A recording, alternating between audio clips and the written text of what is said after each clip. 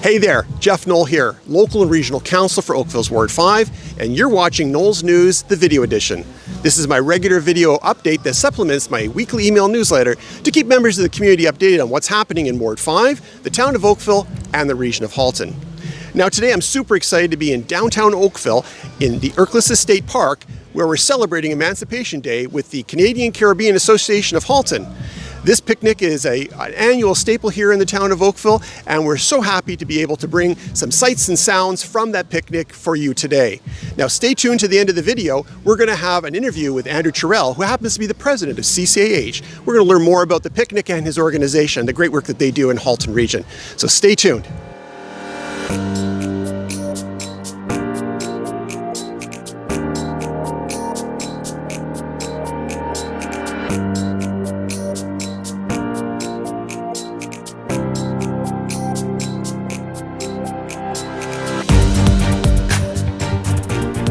Every August in Ontario and throughout Canada, there is a civic holiday that each community is able to celebrate in their own unique way and honor whatever they choose in the naming of this particular day. In Ottawa, for example, they celebrate Colonel By Day, honoring the man responsible for the Rideau Canal. In Toronto, it's Simcoe Day, remembering the first Governor General of Upper Canada. Here in Oakville, we celebrate Emancipation Day.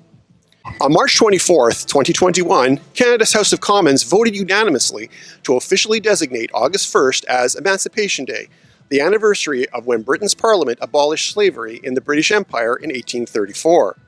But Oakville has been celebrating Emancipation Day for many years prior to that, as Mayor Burton and the late Veronica Tyrrell worked to re-establish the celebration of Emancipation Day right here in Oakville. This year, the celebration returns to the Ercles Estate in downtown Oakville, which was itself a pivotal location in the movement of freed slaves into Canada along the Underground Railroad. There are so many great things to talk about revolving around this event, and I'm lucky to be joined by Andrew Tyrrell, who is continuing on his mother's legacy with the Canadian Caribbean Association of Halton.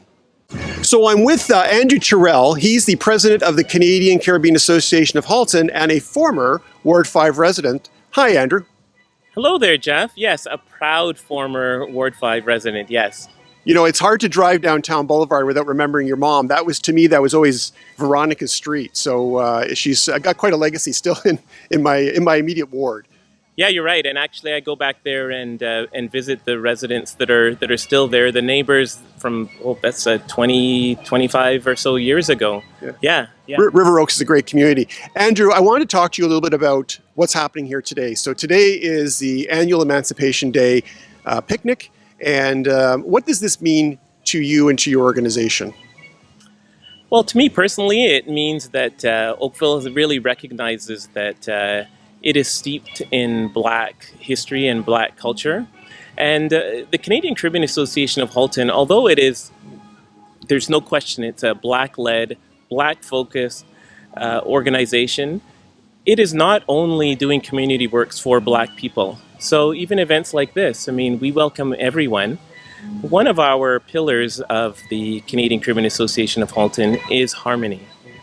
The three other ones are community, culture, and education.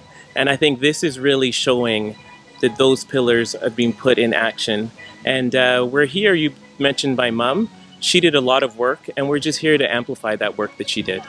Now, your mother left quite a legacy. I remember when I first interacted with your mother, she was looking for space for the Steel Pan group that she was, I don't know that she was organizing it or she was somehow involved in it.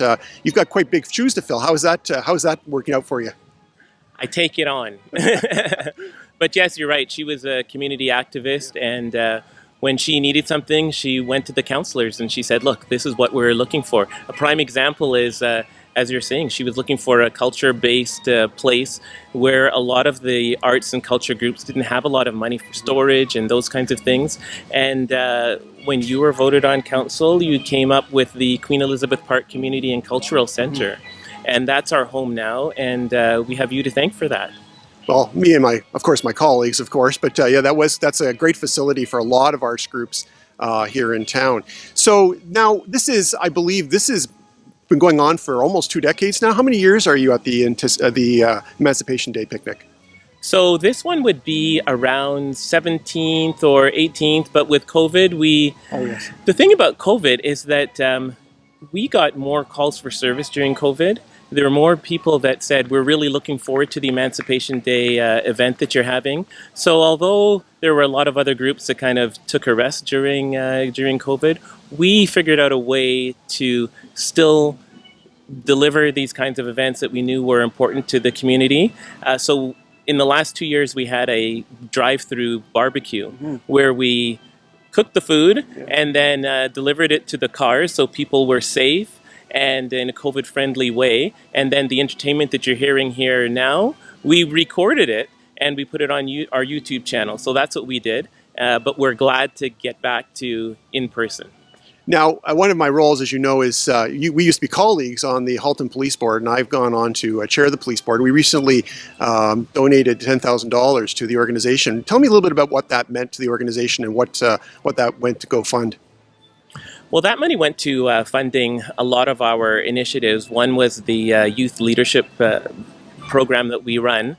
It was 2 weeks ago where we bring in the number of youth. We had about 50 because those are all that we could accommodate in person. And we had the day divided in thirds. 1/3 was the Department of National Defense. It was showcasing non-traditional jobs. When we think about Canadian Armed Forces, we think about you have to be a soldier or maybe a pilot. Yeah. So they have IT professionals, they have engineers, they have construction workers, if you'd like to be a plumber, yes. And get paid as a salary while you're studying. The other third was the Oakville Hospital. You think about being somebody at the Oakville Hospital, jobs at Oakville Hospital, and you think about a doctor or a nurse. But again, you have IT professionals, you have people in food services, rehab, pharmacy, environmental services. So we were trying to show the youth of today that there's different career paths. And then the last third was the Halton Regional Police Service. They came in, they did their traditional bit about recruiting for police officers, but also they provided information on if you wanted to be in communications or you wanted to be a data analyst. There's a number of non-traditional types of jobs in the Halton Regional Police Service. So that money went to filming it, because that was in person, and then we have it there for other youth. We give a virtual session. One is August the 13th. Just go to the CCAH website and you'll find that. Okay. And we'll have another one in September.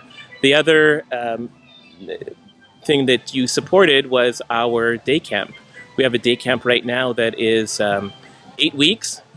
We have 40 kids, and they go to conservation areas in the area. They have a field trip on Thursdays.